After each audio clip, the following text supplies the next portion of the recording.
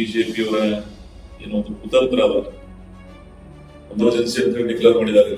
ಇದನ್ನ ನಾವ್ ಹೇಳ್ತಿಲ್ಲ, ಅವರ ಪಕ್ಷವನ್ನ ಕಟ್ಟಿರ್ತಕ್ಕಂಥ ಒಬ್ಬ ಹಿರಿಯ ನಾಯಕ ಲಾಲ್ ಕೃಷ್ಣ ಅದ್ವಾನಿ ಅವರು ಹೇಳಿರ್ತಕ್ಕಂಥ ಮಾತು.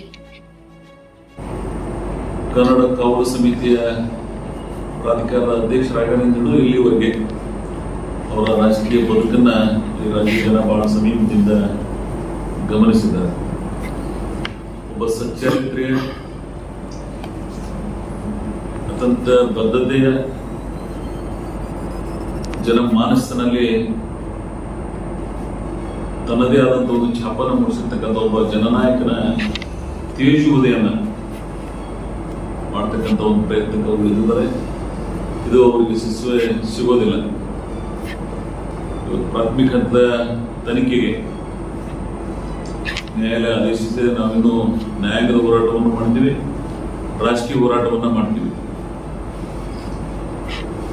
ಕರ್ನಾಟಕದ ಕಾಂಗ್ರೆಸ್ ಪಕ್ಷ ಸನ್ಮಾನ್ಯ ಸಿದ್ದರಾಮಯ್ಯ ಅವರ ಪರವಾಗಿದೆ.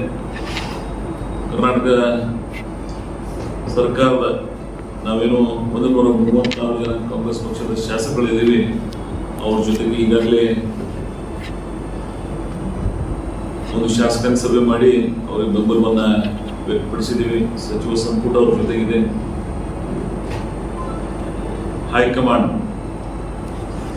ನಮ್ಮ ರಾಷ್ಟ್ರೀಯ ನಾಯಕರುಗಳು ಅವ್ರ ಜೊತೆಗಿದ್ದಾರೆ. So we are all with him because of his commitment, social justice, social engineering. ಅತ್ಯಂತ ಕಳಕಳಿಯ ಕರ್ನಾಟಕದ ಇತ್ತೀಚಿನ ರಾಜಕಾರಣದಲ್ಲಿ, ಇನ್ ಟುಡೇಸ್ ಪಾಲಿಟಿಕ್ಸ್ ಸಿನಾರೋ, ಪ್ರಾಮಾಣಿಕ ಬದ್ಧತೆ ಮತ್ತು ಅತ್ಯಂತ ಬಡವರ ಪರವಾದಂಥ ಕಳಕಳಿಯ ಜನನಾಯಕನಿಗೆ ಈ ಕಿರುಕುಳ ನೀಡ್ತಕ್ಕಂಥ ಸಂದರ್ಭದಲ್ಲಿ ವಿರೋಧ ಪಕ್ಷದವರು ಏನು ಷಡ್ಯಂತ್ರ ಮಾಡಿದ್ದಾರೆ. ಈ ಷಡ್ಯಂತ್ರದ ವಿರುದ್ಧ ನಮ್ಮ ಪಕ್ಷ ಎದೆಸಿಟ್ಟದಲ್ಲಿ ಇರ್ತದೆ. ಸನ್ಮಾನ್ಯ ಸಿದ್ದರಾಮಯ್ಯ ಅವರು ನಾವೆಲ್ಲ ಇರ್ತೀವಿ ಅಂತಕ್ಕಂಥ ಮಾತನ್ನ ಹೇಳೋಕ್ಕೋಸ್ಕರ ನಾವೆಲ್ಲ ಕರೆದಿದ್ದೀವಿ. ಬರೀ ಶಾಸಕರುಗಳು ಅಲ್ಲಿಷ್ಟೇ ಅಲ್ಲ, ಸನ್ಮಾನ್ಯ ಸಿದ್ದರಾಮಯ್ಯನವರ ವ್ಯಕ್ತಿತ್ವ ನೀವೆಲ್ಲ ನೋಡಿದ್ದೀರಿ. ಒಬ್ಬ ನಾಯಕನ ಜನ್ಮೋತ್ಸವ ಕಾರ್ಯಕ್ರಮ ಅಂತಂದ್ರೆ ಆ ಗ್ರಾತ್ರದ ಜನ ಈ ರಾಜ್ಯದ ಇತಿಹಾಸದಲ್ಲೇ ಉಳಿದಿರ್ತಕ್ಕಂಥ ಒಬ್ಬ ನಾಯಕನ ಪರವಾಗಿ ಜನರ ಪ್ರೀತಿ ವಿಶ್ವಾಸ ತೋರಿಸೋದನ್ನ ನೋಡಿದ್ದೀರಿ. ಸೊ ಅಂತ ನಾಯಕನ ಪರವಾಗಿ ಷಡ್ಯಂತ್ರಗಳು ಬೇರೆ ರೀತಿಯಲ್ಲಿ ಮಾಡ್ಬೋದು. ಆದರೆ ಇವತ್ತಿನ ಕರ್ನಾಟಕದ ಮಹಾಜನತೆಗೆ, ಅವರ ಮನಸ್ಸಿಗೆ ಏನೊಂದು ಆಘಾತ ಆಗಿದೆ. ಅದನ್ನ ಭವಿಷ್ಯದಲ್ಲಿ ವಿರೋಧ ಪಕ್ಷದವರು ಅದನ್ನ ಅರ್ಥೈಸಬೇಕಾಗ್ತದೆ.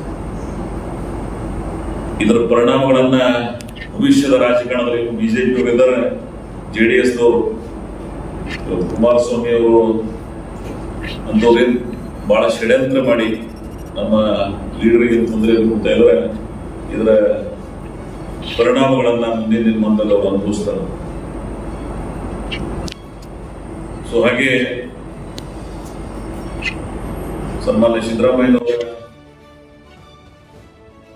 ವ್ಯಕ್ತಿತ್ವದ ಜೊತೆಗೆ ಏನು ಅವರು ಚೆಲ್ಲಾಟ ಆಡ್ತಾ ಇದ್ದಾರೆ, ಅದರ ಪರಿಣಾಮ ನಾನು ಹೀಗಾಗಿ ಹೇಳಿದಾಗ ಅದನ್ನು ಅವರು ಅನುಭವಿಸ್ತಾರೆ.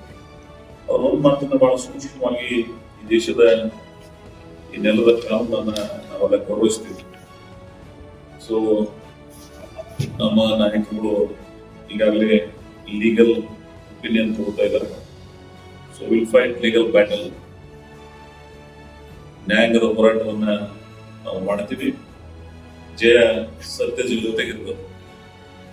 ನ್ಯಾಯ, ನೀತಿ, ಸಿದ್ಧಾಂತ ಜೊತೆಗೆ ಜನ ಮತ್ತು ದೇವರು ಇರ್ತಾರೆ ಅಂತೇಳಿ ಭಾವಿಸ್ಕೊಂಡಿರ್ತಕ್ಕಂಥ ಜನ ನಾವು. ಸೊ ಇಂಥ ಒಂದು ಸನ್ನಿವೇಶವನ್ನ ನಿರ್ಮಾಣ ಮಾಡಿರ್ತಕ್ಕಂಥ ರಾಜ್ಯಪಾಲರ, ಗೌರವಾನ್ವಿತ ರಾಜ್ಯಪಾಲರ ಆಫೀಸ್ ಬಿಜೆಪಿಯ ರಾಜಕೀಯ ಕೇಂದ್ರವನ್ನಾಗಿ ಅವರು ಮಾರ್ಪಾಡು ಮಾಡಿದ್ದಾರೆ. ಇದು ನಮ್ಮ ಪೂರ್ವಜರು ಕೊಟ್ಟಿರ್ತಕ್ಕಂಥ ಸಂಸ್ಕಾರ ಅಲ್ಲ.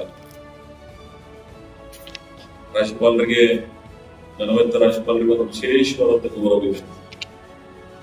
ಅದನ್ನ ರಾಜಕೀಕರಣಗೊಳಿಸ್ತಕ್ಕಂಥ ಇದು ವಾತಾವರಣ ಸೃಷ್ಟಿ ಮಾಡಿದ್ದಾರೆ.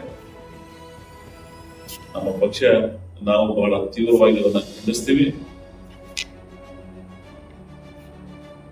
ಘನವಂತ ರಾಜ್ಯಪಾಲರ ಸಂವಿಧಾನದಲ್ಲಿ ಅವರಿಗಿರ್ತಕ್ಕಂಥ ಅವಕಾಶಗಳನ್ನ ದುರ್ಬಳಕೆ ಮಾಡಿಕೊಂಡು ಒಂದು ಪ್ರಜಾಪ್ರಭುತ್ವದ ಸರ್ಕಾರಕ್ಕೆ ಒಂದು ಧಕ್ಕೆ ತರ್ತಕ್ಕಂಥ ಪ್ರಯತ್ನ ಮಾಡ್ತಾ ಇದ್ದಾರೆ.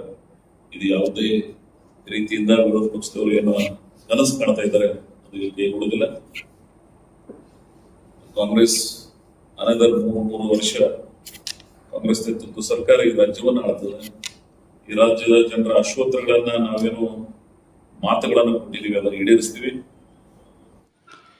ನಿಂಬೆನಾಡು ನ್ಯೂಸ್ಗೆ ಸಬ್ಸ್ಕ್ರೈಬ್ ಮಾಡಿ, ಲೈಕ್ ಮಾಡಿ, ಸಪೋರ್ಟ್ ಮಾಡಿ. ಧನ್ಯವಾದಗಳು.